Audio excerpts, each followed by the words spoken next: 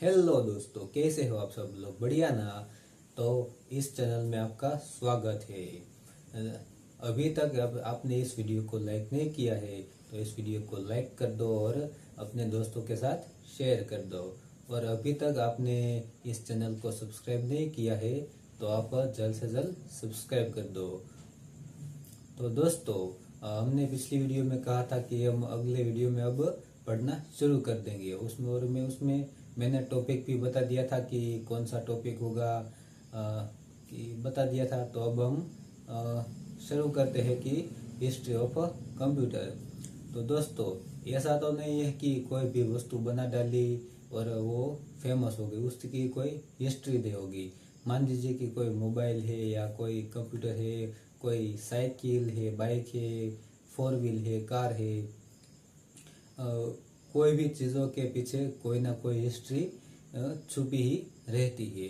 तो उसी तरह कंप्यूटर का भी इतिहास ही बहुत ही इंटरेस्टिंग है, जिससे सुनकर आप ऐसी जानकारी लेकर आप बहुत ही एक्साइटेड हो जाएंगे कि मुझे ये जानकारी पता ही नहीं थी। अच्छा हुआ कि आपने मुझे बता दी। तो दोस्तों, सबसे पहले शुरू करते हैं कि कंप्यूटर ये शब्द आया कहाँ से। तो दोस्तों, सबसे पहले जो ये कंप्यूटर का नाम था वो था कंप्यूटेरा, जो एक लैटिन भाषा का शब्द हुआ करता था। फिर उसके बाद उसमें थोड़ा सा चेंज आया और उसके बाद कंप्यूटेरा में से हुआ टू कंप्यूट, यानी कि जो कैलकुलेशन करना, यानी कि गणतरी करना। फिर उसके बाद थोड़ा सा और चेंज आया और टू कंप्यूट में से कंप्यूटर शब्द हमें मिला, योग्य शब्द मिल गया।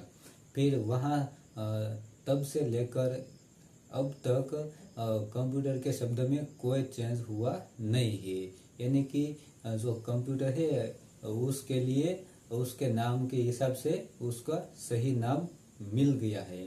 तो दोस्तों, सबसे पहले तो कंप्यूटर आया नहीं था। तो फिर आपको सवाल होता होगा कि तो फिर तब से लोग थे तो जो कैलकुलेशन करते थे वो किस में करते थे, कैसे करते थे, क्या उसकी जवाब सही आती थी या नहीं आती थी। आपको बहुत सारे ऐसे सवाल आते होंगे। तो दोस्तों, हमें इसी टॉपिक पर हम बात करेंगे। जैसे कि सबसे पहले कैलकुलेशन करने के लिए जो यंत्र आया था वो था अबाकस। अबाकस की दोस्तों शोध है वो, यानी कि खोज है वो 5000 साल पहले चीन देश में हुई थी।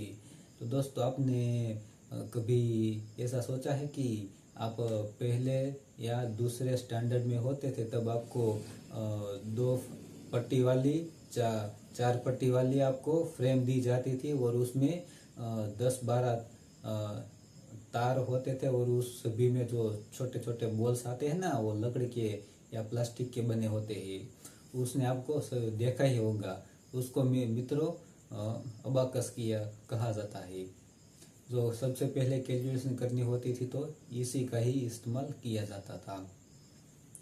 तो उसके बाद तो बहुत सारी जटिल समस्याएं उसमें आती थी, बहुत सारी कैलकुलेशन नहीं हो पाती थी। फिर उसमें थोड़ा सा बदलाव करके नेपियर्स बोन्स बनाया गया, जो 1614 से लेकर 1670 तक जॉन नेपियर्स बोन्स नाम के जो व्यक्ति थे, वैज्ञानिक, उसने जो ये नेपियर्स बोन्स नाम का जो कैलकुलेशन करने के लिए जो यंत्र था वो बना डाला। तो मित्रों, जो नेपियर्स बोन्स नामना जो ये यंत्र था उसको हड्डी में से बनाया गया था। किसमें से? हड्डी में से बनाया गया था। जे एमा पट्टीओ 4 बाजू थी उसमें, और चारों पट्टियों में से गुणाकार और भागाकार भी बनाया जाता था और आप हमको आंसर मिल जाता था। दोस्तों, इसमें इस मशीन में भी बहुत सारी खामियां थी। फिर उसके बाद ये जो मशीन आया वो था स्लाइड रूल। तो दोस्तों, स्लाइड रूल क्या है था?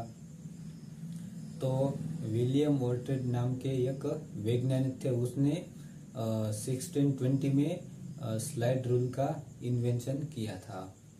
तो स्लाइड रूल क्या है कि उसमें दो पट्टियाँ होती थी, एक पट्टी के ऊपर एक पट्टी इसी तरह। तो सबसे नीचे वाली पट्टी थी वो बड़ी होती थी और ऊपर वाली पट्टी थोड़ी छोटी होती थी।